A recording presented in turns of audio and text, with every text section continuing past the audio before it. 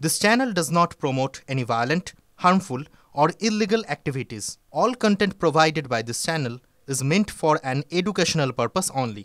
ভারত পাকিস্তানের যুদ্ধ আবহ আর এই আবহের মধ্যে একের পর এক নতুন নতুন ফন্দি ফিকির রাখছে পাকিস্তান।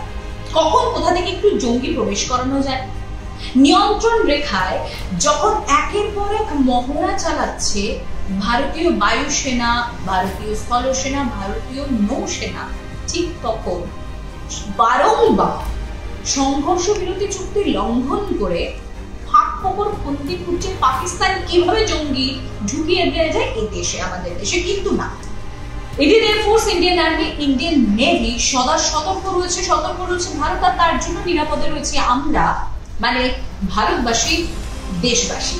আর ইতিমধ্যেই তো আপনারা জানেন যে পাকিস্তানের যে এয়ার ডিফেন্স সিস্টেম, মানে যেটা তারা চীন, তাদের বন্ধু চীনের কাছ থেকে কিনেছে, সেটা তো ইতিমধ্যেই অকেজো।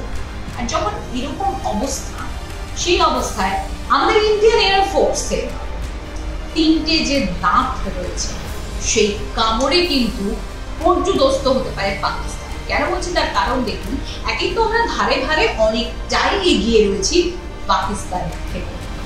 আর ইন্ডিয়ান এয়ারফোর্সে, মানে যদি আমরা বলি আকাশ সীমায় ভারতের যা স্ট্রেংথ বা যা শক্তি, সেটা বিশ্বের মধ্যে ভারত ফোর্থে, মানে চতুর্থ স্থানে রয়েছে। আর ভারতের এই যে তিনটে দাঁতের কথা বলছিলাম, আপনারা জানেন, একটা হচ্ছে রাফায়েল, আর একটা হচ্ছে সুখোই, আর একটা হচ্ছে তেজস।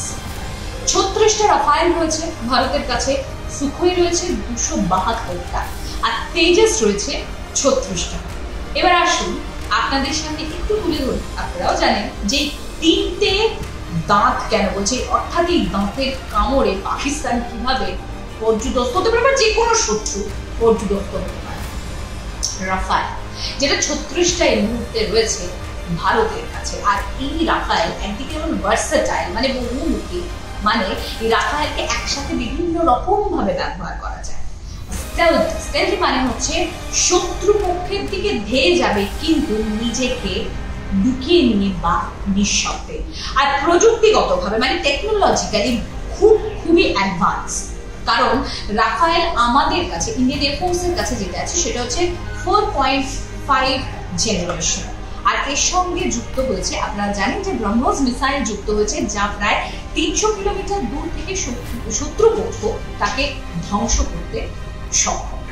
আর তারপরে আসি সুখোই, যেরকম বললাম যে 272টা সুখোই রয়েছে, মাল্টিপল কম্ব্যাট এয়ারক্রাফট হচ্ছে সুখোই নিজের পারফরমেন্স আর পাওয়ারের জন্য এখন নাম্বার 1, মানে অন্যতম প্রধান স্তম্ভ ভারতীয় বায়ুসেনা। আর এটা হলো মাল্টিপল কম্ব্যাট এয়ারক্রাফট, মানে এয়ার টু এয়ার, যদি মানে আকাশপথে যুদ্ধ বা আকাশ থেকে স্থলপথে যুদ্ধ, যেখানেই হোক এই সুখোই কিন্তু সেই মোকাবিলা করতে পারে। আর তারপর আসি তেজসে, দেশীয় প্রযুক্তিতে তৈরি সবচেয়ে হালকা, সবচেয়ে ছোট সুপারসনিক, অর্থাৎ শব্দের থেকেও দ্রুতগামী, আর দেশীয় প্রযুক্তিতে তৈরি 4th জেনারেশনের যুদ্ধ বিমান, যেটা খুব হালকা, মানে যে কোনো উচ্চতায় হাই অল্টিটিউডে উঠতে পারে। লোকদের সংখ্যক 2016-তে প্রথম তেজস MK-1 ব্যবহার শুরু হয়, অর্থাৎ ইনক্লুড হয় ভারতীয় বায়ুসেনা। আর এই 3 যুদ্ধ বিমানে যে কোনো ধরনের কম্ব্যাট, যেরকম বলছিলাম air to air, to ground combat করতে সক্ষম। শুধু তাই না, সুপারসনিক এবং হাইপারসনিক, অর্থাৎ শব্দের থেকে শুধু দ্রুতগামী নয়, শব্দের থেকে 5 গুণ বেশি দ্রুতগামী মিসাইল বহন করতে সক্ষম, এবং নিজেদেরকে শত্রুপক্ষের সামনে কিভাবে লুকিয়ে রেখে বা নিঃশব্দে হামলা চালাতে পারে সেটাও তো সিদ্ধ আছে। আর একটু আগে যেটা বলছিলাম যে ব্রহ্মোস মিসাইল এই রাফায়েলে যুক্ত হচ্ছে, মানে 300 কিলোমিটার দূরে যেমন শত্রুপক্ষের উপর আঘাত আনতে সক্ষম, মানে নিয়ন্ত্রণ রেখায় যাওয়ার দরকার নেই।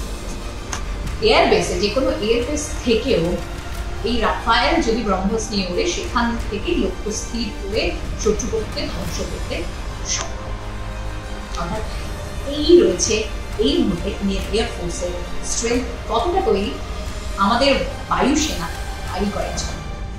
এই 3 প্রকারের যে ফাইটার জেট, এই 3 প্রকারের ফাইটার জেটই কিন্তু এয়ার টু এয়ার, মানে আকাশে ও এয়ার টু গ্রাউন্ড, যে কোনো ধরনের কম্ব্যাটে পারদর্শী শুধু নয়, তার পাশাপাশি ইলেকট্রনিক ওয়ারফেয়ারে এরা কিন্তু পারদর্শী। কিরকম ইলেকট্রনিক ওয়ারফেয়ার, আমি একটু সহজ কথায় তুলে ধরি আপনাদের সামনে।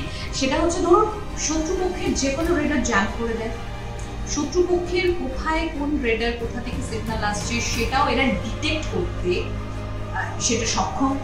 এক, দ্বিতীয় কথা রেডার জ্যাম করে দেয়, এবং তৃতীয় কথা এই যে শত্রুপক্ষের কাছে যাবে বা শত্রুপক্ষকে যে মিসাইল চার্জ করবে সেটাতে এরা অর্থাৎ এই রাফায়েল কোথায় রয়েছে সেটা কিন্তু শত্রুপক্ষ ডিটেক্ট করতে পারে না, তার কারণ তাদের রেডার জ্যাম করে দেওয়া। তো ইলেকট্রনিক ওয়ারফেয়ারের মধ্যে এইগুলো ইনক্লুডেড এই তিনটি ফাইটার জেটের ক্ষেত্রে, অর্থাৎ সব দিক থেকে ধারে ধারে। কেন ভারতীয় বায়ুসেনা এগিয়ে আছে নিশ্চয়ই বুঝতে পারছেন। আর যদি বিশ্ব র্যাঙ্কিং মানে ওয়ার্ল্ড র্যাঙ্কিং এ দেখি তাহলে 4 নম্বরে রয়েছে, মানে 4র্থ স্থানে রয়েছে ইন্ডিয়ান এয়ারফোর্স।